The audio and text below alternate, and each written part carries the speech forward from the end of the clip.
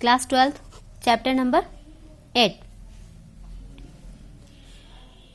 बीमारियों के प्रकार तो हम पढ़ चुके थे। अगला टॉपिक आता है संक्रामक रोगों के प्रकार। संक्रामक रोगों के प्रकार। सबसे पहला प्रकार आता है इसमें प्रोटोजोअन रोग। प्रोटोजोअन रोग, ठीक है। संक्रामक रोगों के प्रकार जिसमें सबसे पहला आता है प्रोटोजोअन रोग, दूसरा आता है हेलमिंथ रोग, तीसरी बात आती है जीवाणु जनित रोग, जीवाणु जनित रोग, चौथा विषाणु जनित रोग, और लास्ट में आता है कवक जनित रोग। कवक जनित, ठीक है। जैसे कि संक्रामक का मीनिंग होता है कि एक स्वस्थ व्यक्ति से एक रोगी व्यक्ति से स्वस्थ व्यक्ति में रोगाणुओं को पहुंचना संक्रमण कहलाता है। अब संक्रमण के प्रकार, संक्रमण फैलता किस जरिए से वो हम पहले पढ़ चुके। प्रत्यक्ष माध्यम, परोक्ष या सीधा संचरण, अपरोक्ष मतलब वायु, भोजन, जल, दूध, कीट, इनके अलावा। अब इसमें बात आती है इसके प्रकार की। तो सबसे पहली बात प्रोटोजोअन रोग। प्रोटोजोअन रोग जो होता है वो किसके द्वारा, जो सूक्ष्म जीव होते हैं उनके द्वारा फैलता है, जिसमें कौन कौन सी बीमारियां होती है। मलेरिया, ठीक है, पेचिस, कालाजार, ये तीन रोग किसके कारण होते हैं, प्रोटोजोअन के रोग के कारण होते हैं। दूसरी बात हेलमिन के कारण कौन सा रोग होता है, फाइलेरियोसिस,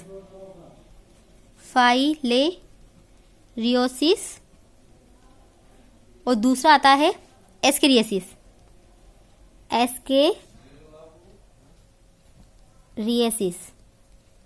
ठीक है। जीवाणु जनित में टीवी, हैजा, टिटनेस आदि रोग आते हैं। विषाणु में चेचक, रेबीज, चिकनगुनिया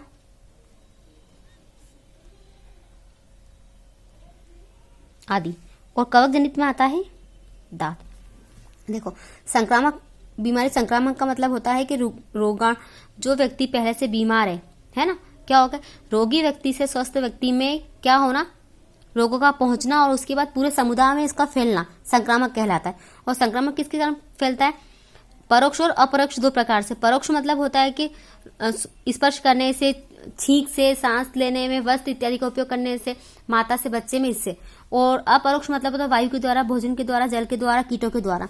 वहीं संक्रामक रोगों के प्रकार की बात करते हैं तो उसमें पहला आता है प्रोटोजोअन रोग, जिसमें कौन कौन सी बीमारियां आती है, मलेरिया, पेचिस और कालाजार। दूसरी हेलमिंथ आता है जिसमें फाइलेरियोसिस होता है और एस्केरियासिस होता है।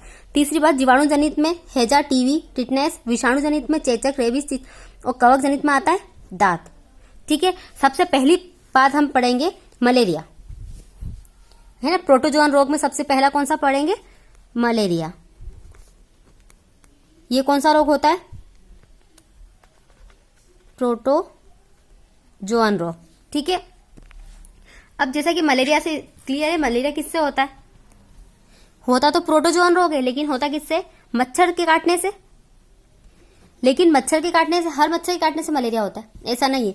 कौन सा मच्छर होता है, मादा एनाफिलिस मच्छर, मादा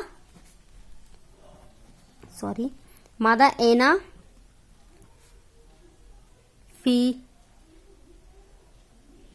मच्छर, ठीक है। ये कौन सा रोग होता है, प्रोटोजोअन रोग होता है, जिसमें कौन सी बीमारी होती है, मलेरिया, पेचिस। दो बीमारियों के बारे में हम पढ़ेंगे आज। मलेरिया जो किससे होता है, मच्छर से। और मच्छर में भी कौन सा मच्छर, मादा एनाफिलिस मच्छर जो रहता है उसके काटने से शरीर में क्या होता है, मादा एनाफिलिस मच्छर के काटने से क्या होगा, शरीर में प्लाज्मोडियम के संक्रमण के कारण होगा। मादा काटने से शरीर में कौन सा संक्रमण होता है, प्लाज्मोडियम के कारण, प्लाज्मोडियम, ठीक है। प्लाज्मोडियम के संक्रमण के कारण ये रोग होता है। लिखने का इसका तरीका होता है सबसे पहले रोग,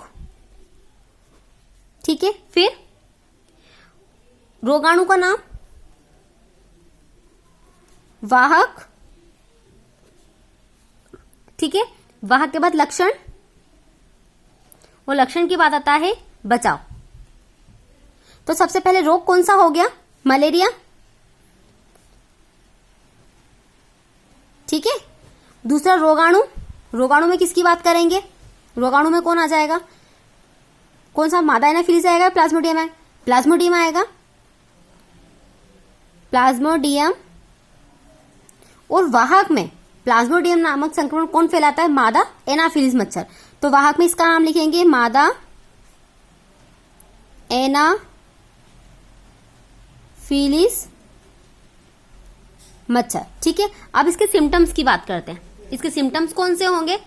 मलेरिया के कारण तेज बुखार आता है, ठीक है। कितना डिग्री? 103 डिग्री से 104 डिग्री फ़ारेनहाइट तक बुखार आता है। और ये कितने घंटे चढ़ता है? 1 से 3 घंटे तक कंटिन्यू रहता है। उसके बाद फिर रोगी को पसीना आकर बुखार उतर जाता है। दूसरा, मलेरिया के ज्वर का आक्रमण प्रतिदिन तीसरे दिन या 2 दिन छोड़कर होता है। तीसरी बात होती है रोगी को बहुत प्यास लगती है तथा चेहरा लाल पड़ जाता है। और अगला, सारे बॉडी में क्या होता है? दर्द होता है, लीवर और प्लीहा में सूजन आ जाती है। ये इसके सिम्टम्स हो गए। पहला, 103 से 104 फ़ारेनहाइट तक बुखार रहता है। दूसरी बात, कितने घंटे? 1 से 3 घंटे तक होता है। उसके बाद पसीने के साथ में उतर जाता है ना।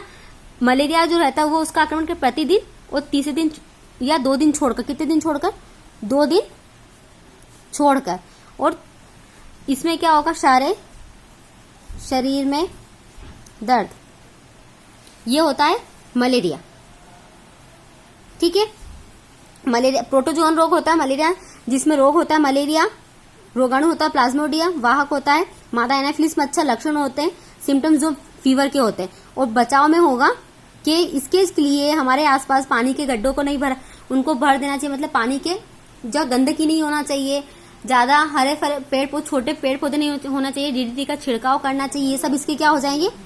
बचाव हो जाएंगे, ठीक है। ये होता है मलेरिया रोग के प्रकार। मतलब संक्रामक रोगों के जो प्रकार थे उसमें प्रोटोजोन रोग जो होता है मलेरिया, उसके सब कैरेक्टर, ठीक है। रोग, रोगाणु, वाहक, लक्षण, इसी प्रकार हम सबके पढ़ेंगे। हेलमिंथ के, जीवाणु जनित के, विषाणु जनित के, कवक जनित के, सभी के एक साथ रीड करेंगे, ठीक है।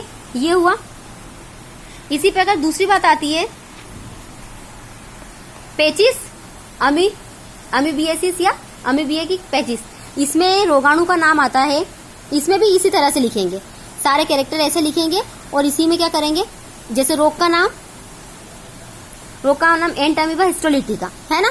फिर वाहक कौन हो जाएगा? वाहक कौन सा होगा? जो वार्म्स आते हैं वो इसके वाहक हो जाएंगे। तीसरी बात इसके कैरेक्टर, लक्षण, ये सब इसी प्रकार से आपको पेचिस में भी लिखना है, ठीक है। ये हो गया प्रोटोजोन रोग। और अब हम नेक्स्ट क्लास में पढ़ेंगे हेलमिंथ रोग और जीवाणु जनित, दोनों साथ में